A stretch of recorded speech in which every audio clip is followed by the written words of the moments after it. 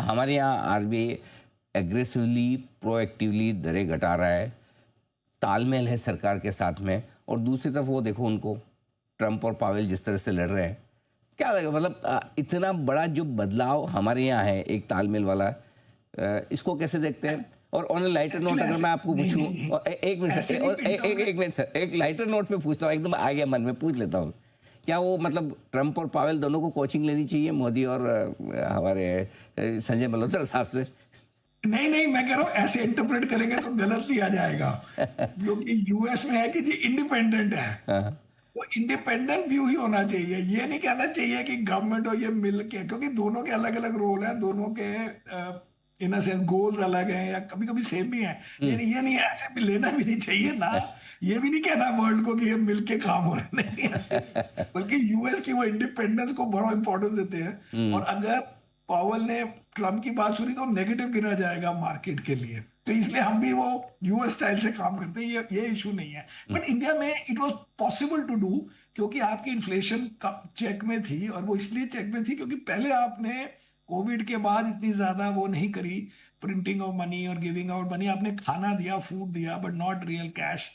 तो वो स्ट्रेंथ है कि हमारा फिजिकल डेफिसिट वगैरह चेक में है, उससे ये हुआ है। That is the way to look at it. ठीक बात है। आरबीआई पॉलिसी के बाद क्या कुछ बदल रहा है, उस पर भी नीलेश भाई मैं आपसे राय लूंगा। उससे पहले, चूंकि आप तो प्रधानमंत्री जी की इकोनॉमिक एडवाइजरी काउंसिल के मेंबर भी हैं, क्या आपको लगता है इस जो ये वाला जो कार्यकाल रहा है, जिसका पहला साल कंप्लीट किया, क्या बड़े अचीवमेंट इकोनॉमी के लिहाज से आपको लगता है जो सरकार ने हासिल किए? एक दुनिया में सबसे मेजर इकोनॉमी का फास्टेस्ट ग्रोथ अचीव किया, बाकी लोगों को पीछे छोड़ दिया और हम चौथे स्थान पर पहुंच गए।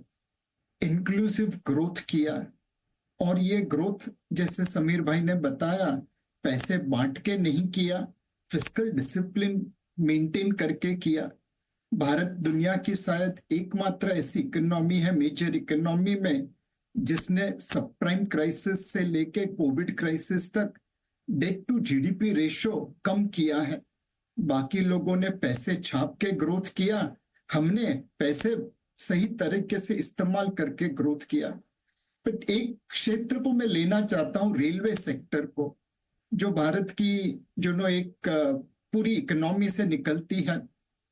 वहां पे देखिए 70 रेलवे जोन है, 7 रेलवे जोन में अनिल भाई हमारी पंक्चुअलिटी जापान के बराबर है, और इन 70 रेलवे जोन में भारत रेलवे की पंक्चुअलिटी जर्मनी से ऊपर है। दुनिया का सबसे ऊंचा रेलवे ब्रिज एफिल टावर से बड़ा चाइना रिवर के ऊपर अब भी हमने लॉन्च किया। यही रेलवे पहले 5 सिटी में मेट्रो का काम करती थी, अब 20 सिटी में मेट्रो का काम कर रही है। यहां रेलवे का इलेक्ट्रिफिकेशन अमेरिका से ज्यादा हो चुका है। तो एक ही सेक्टर में आप देखिए हमने किस प्रकार से ग्रोथ अचीव किया, एंड मोर इम्पोर्टेंटली पर्यावरण का नुकसान करके, उसको प्रदूषित करके हमने ग्रोथ को अचीव नहीं किया है।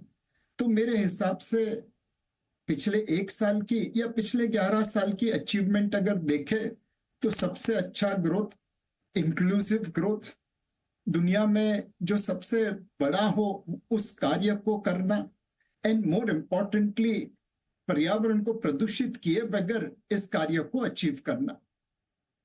ये बिल्कुल सही बात कही कि इंक्लूसिव ग्रोथ लाना और बड़े बेस पर लाना, ये बड़ी चीज़ है जो पिछले 1 साल में हासिल होती दिखी है।